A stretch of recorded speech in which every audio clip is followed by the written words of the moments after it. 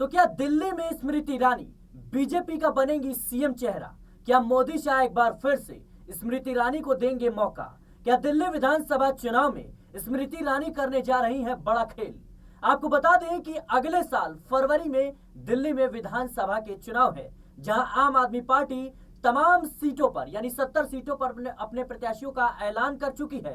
तो वहीं भारतीय जनता पार्टी ने अपने पत्ते अभी खोले नहीं हैं। ऐसे में सवाल उठ रही हैं कि भारतीय जनता पार्टी चुनाव नजदीक है तो तैयारी क्यों नहीं कर रही है? भारतीय जनता पार्टी अपने प्रत्याशियों का ऐलान क्यों नहीं कर रही? भारतीय जनता पार्टी का मुख्यमंत्री चेहरा कौन होगा? वो कौन होगा जिस पर भारतीय जनता पार्टी दिल्ली में बड़ा दांव खेलने जा रही है? क्या वो चेहरा रमेश बिधूड़ी के नाम पर होगा? क्या वो चेहरा स्मृति ईरानी का नाम पर होगा या फिर और कोई है? आपको बता दें कि दिल्ली में इस वक्त कई चेहरे हैं जो भारतीय जनता पार्टी की तरफ से मुख्यमंत्री पद के दावेदार हैं, और ऐसे में सवाल इस बात को लेकर उठ रहा है कि इन सबके बीच स्मृति ईरानी आखिर क्यों दिल्ली में लगातार आवाजाही कर रही हैं? स्मृति ईरानी आखिर क्यों दिल्ली के तमाम बीजेपी के वरिष्ठ नेताओं से मुलाकात कर रही हैं? क्या भारतीय जनता पार्टी दिल्ली में स्मृति ईरानी को मुख्यमंत्री चेहरा घोषित करने वाली है? और अगर ऐसा होता है तो क्या केजरीवाल की जो महिला वोटर्स हैं उनको अपनी तरफ खींचने में भारतीय जनता पार्टी कामयाब हो पाएगी?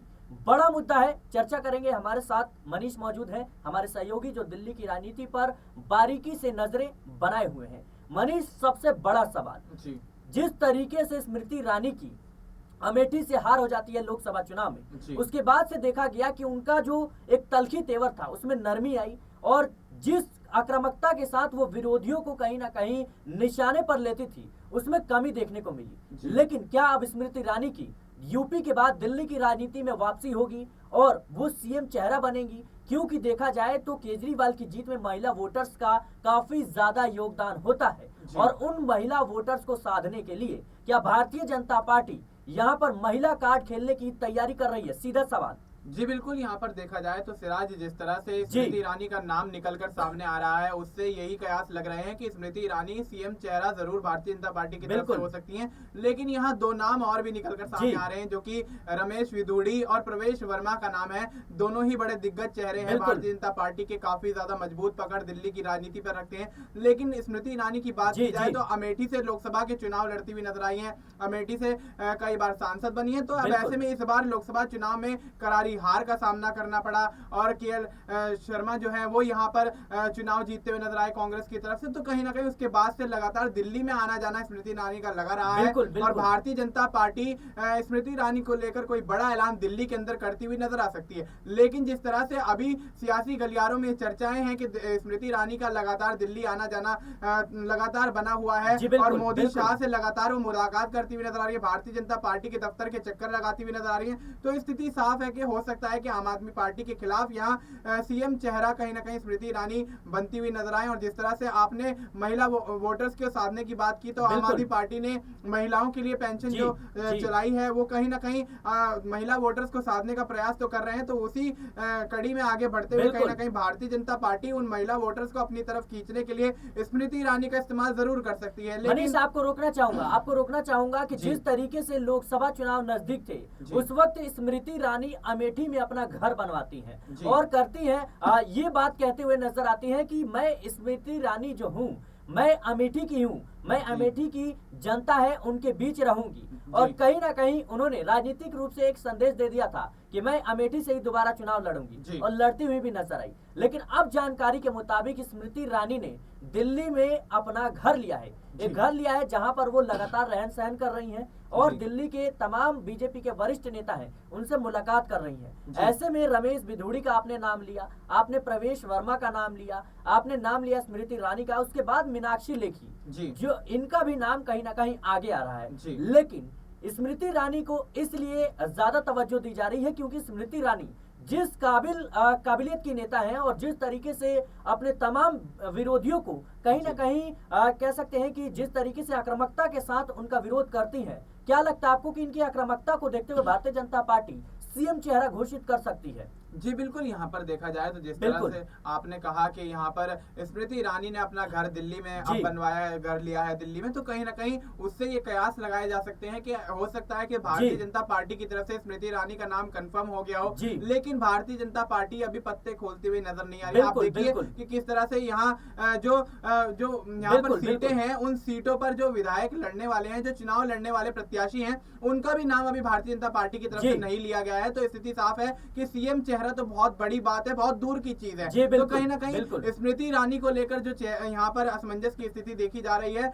वो साफ जाहिर होती है कि यहाँ पर मीनाक्षी लेखी का आपने जिक्र किया। मीनाक्षी लेखी दिल्ली से सांसद रह चुकी हैं लोकसभा की। दिल्ली की राजनीति पे मीनाक्षी लेखी काफी अच्छी पकड़ मजबूत रखती हैं। तो कहीं ना कहीं स्मृति ईरानी उनके मुकाबले जो है वो थोड़ी कम आंकी जा सकती है, क्योंकि स्मृति ईरानी लगातार अमेठी से चुनाव लड़ती रही हैं। यूपी की राजनीति पे उनकी पकड़ ज्यादा मजबूत रही है। यूपी में कहीं ना कहीं लेकिन मनीष, मैं आपको बताना चाहूंगा कि स्मृति ईरानी महिला एवं बाल विकास मंत्रालय संभाल चुकी हैं, पूर्व केंद्रीय मंत्री हैं, और जिस तरीके से प्रधानमंत्री नरेंद्र मोदी और उनके बीच नजदीकियों की बात चलती है, राजनीतिक गलियारों में किसी से छिपा नहीं है कि कहीं ना कहीं बीजेपी आलाकमान से उनकी अच्छी बातचीत है। और इसको देखते हुए कहीं ना कहीं इस बात के कयास लगाए जा रही हैं कि भारतीय जनता पार्टी उन्हें दोबारा मौका देने की तैयारी कर रही है। भले ही वो अमेठी से हार गई, लेकिन अमेठी में कांग्रेस को हराना और खास तौर पर राहुल गांधी को हराना भारतीय जनता पार्टी के किसी और दिग्गज नेताओं में ये दमखम नहीं दिखाई देता। लेकिन स्मृति ईरानी ने किस तरीके से वहां पर कांग्रेस पार्टी के तमाम नीतियों का विरोध किया, कांग्रेस पार्टी की खिलाफत की, और कहीं ना कहीं जिस तरीके से उन्होंने कई अपनी मुहिम चलाए, नतीजा ये हुआ कि अमेठी की जनता ने उनको मौका दिया और भले ही उन्होंने एक बार जीत हासिल की, लेकिन कहीं ना कहीं कांग्रेस को हराना एक बड़ी बात है अमेठी में।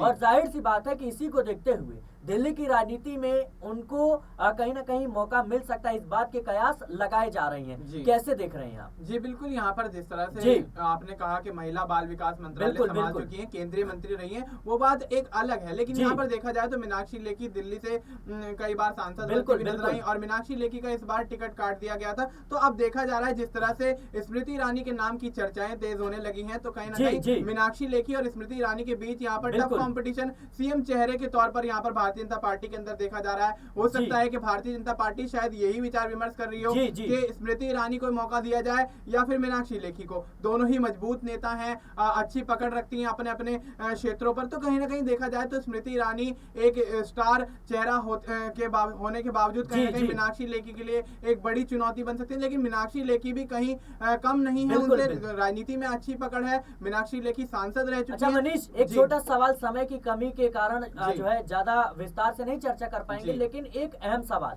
किसी भी पार्टी की जीत में महिला वोटर्स का योगदान लगातार बढ़ रहा है, चाहे वो हरियाणा में भारतीय जनता पार्टी की जीत हो, चाहे वो जेएमएम की जीत हो झारखंड में, चाहे वो महायुति की जीत हो महाराष्ट्र में, चाहे वो बीजेपी की जीत हो मध्य प्रदेश में। तमाम राज्यों में जहां पर भी आजकल जो विधानसभा के चुनाव हुए हैं वहां पर देखा गया है तो महिला वोटर्स का योगदान काफी ज्यादा रहता है। और दिल्ली में भी इसको देखते हुए महिलाओं को साधने की कोशिश लगातार अरविंद केजरीवाल और उनकी पार्टी के द्वारा किया जा रहा है, और जिसमें बस फ्री किया गया महिलाओं के और तमाम लोगों के लिए, कहीं ना कहीं जो इलाज है वो फ्री किया गया। लेकिन जिस तरीके से आम आदमी पार्टी की सरकार द्वारा ये ऐलान किया गया कि हर माह जो कुछ धनराशि है या करीब 1000 से 2000 रुपए है वो दिल्ली की महिलाओं को दिया जाएगा, क्या लगता है आपको कि इन तमाम योजनाओं के जरिए, इन तमाम योजनाओं के सामने स्मृति ईरानी को अगर भारतीय जनता पार्टी मुख्यमंत्री चेहरा घोषित करती है तो महिला वोटर्स का कह सकते हैं कि जो शिफ्टिंग है वो बदलता हुआ नजर आएगा? जी बिल्कुल, यहाँ पर थोड़ा बहुत यहाँ पर इम्पैक्ट जरूर पड़ेगा। अगर भारतीय जनता पार्टी स्मृति ईरानी को सीएम चेहरे के तौर पर इस्तेमाल करती है तो कहीं ना कहीं देखा जाए तो आम आदमी पार्टी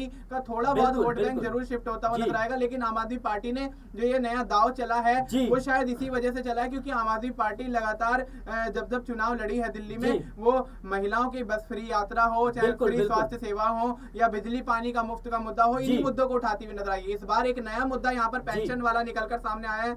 इस नए मुद्दे के माध्यम से हो सकता है आम आदमी पार्टी अपने वोट बैंक पर मजबूत पकड़ बनाने की फिराक में हो। लेकिन कहीं ना कहीं स्मृति ईरानी का अगर भारतीय जनता पार्टी की तरफ से सीएम चेहरा बनना तय माना जा रहा है तो कहीं ना कहीं स्मृति ईरानी को लेकर भारतीय जनता पार्टी की भी कहीं ना कहीं वोट बैंक यहाँ पर थोड़ा बहुत अपनी तरफ लेती हुई नजर आ सकती है। और यहाँ पर दिल्ली के अंदर हो सकता है कि भारतीय जनता पार्टी की पिछले चुनावों के मुकाबले सीटें बढ़ती हुई भी नजर आए। सिराज जी बिल्कुल, दर्शकों, स्मृति ईरानी को लेकर लेकर लगातार दिल्ली की राजनीति में जो कयास है वो लगाए जा रहे हैं। माना जा रहा है भारतीय जनता पार्टी इस बार के दिल्ली विधानसभा चुनाव में उन्हें कोई बड़ी जिम्मेदारी दे सकती है, मुख्यमंत्री चेहरा बना सकती है। फिलहाल देखना होगा कि भारतीय जनता पार्टी पर्दे के पीछे कौन सा खेल कर रही है, भारतीय जनता पार्टी दिल्ली में अपने पत्ते कब खोलती है। फिलहाल इस प्रोग्राम को लेकर आपकी क्या राय है, हमें कमेंट बॉक्स में जरूर बताएं। देश और दुनिया की तमाम खबरों के लिए बने रहे नेक्स्ट 9 पॉलिटिकल बाइट के साथ।